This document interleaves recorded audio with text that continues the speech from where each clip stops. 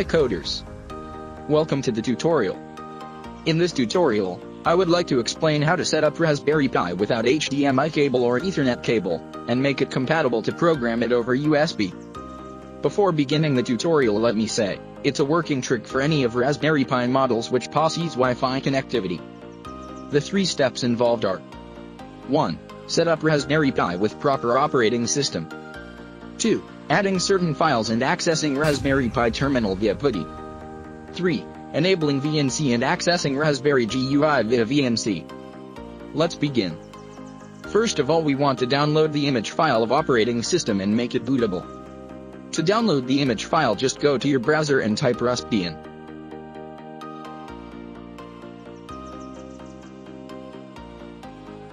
You can find a number of results, of which just go to Raspberry's official site. There you can find the image file of Raspbian Stretch as well as that of Raspbian Stretch Lite, and download that you need. Either you can download it via torrent or as a zip. I'm downloading it as a zip. Let's wait till download get complete. Now the download is complete, and we want to make a bootable device. Just insert SD card in a card reader and connect it to PC. If you are using SD card directly, use Etcher, and if you are using a card reader, use software Rufus. Here we can see that Rufus have identified a new device named boot. Since our image file is a DD image, choose DD image from the drop-down list, and browse the image file. Once it is all set, just hit start and start making a bootable device. I have already made the bootable, and let me skip this part. We have successfully created a bootable device. Just eject and reinsert the device. Then go to the File Explorer, and there we can see the device. We can see a number of files there. And in order to enable SSH, we want to create a new file named SSH. For that, just go to Notepad, and create an empty file with name SSH, and with no extension, and save it in boot.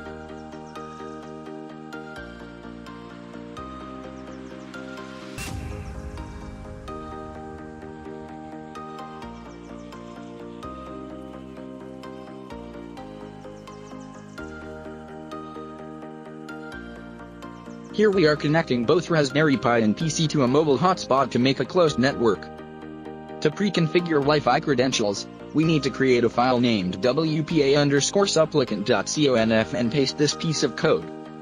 And replace country code, SSID, and password of your Wi-Fi hotspot to enable Wi-Fi connectivity.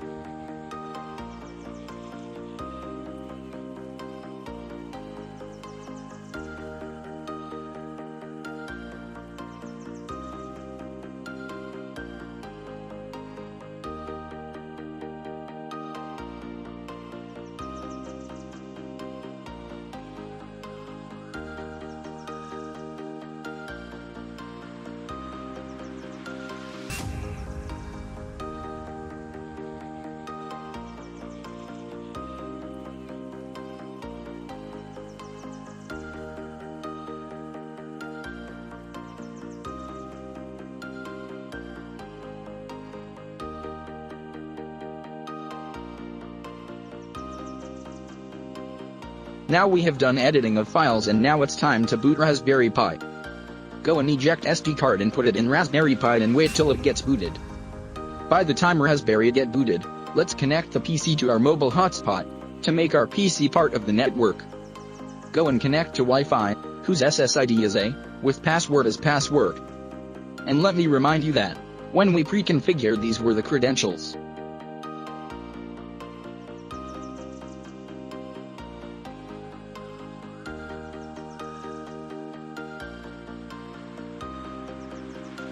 It's time to use PuTTY, which is originally a terminal emulator, which supports many of protocols including SSH. Here in our case we have enabled SSH and we are trying to access Raspberry terminal via PuTTY. Enter the IP address of Raspberry Pi, which can be found out from hotspot settings or by using some IP scanners. Enter the IP address and leave the port address as it is, since our protocol is SSH.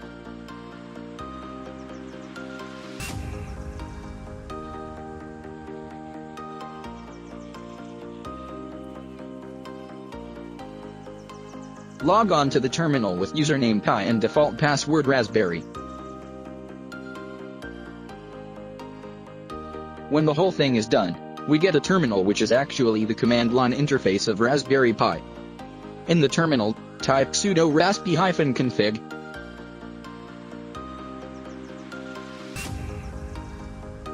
You get configuration menu of Raspberry Pi. In the configuration menu, select interfacing options, from which choose VNC and enable VNC.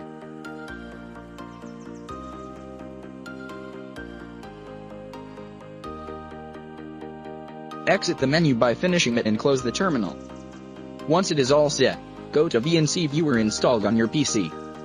Create a new connection and give the VNC server address, same as the IP address we have given in PuTTY, and give the new connection a name.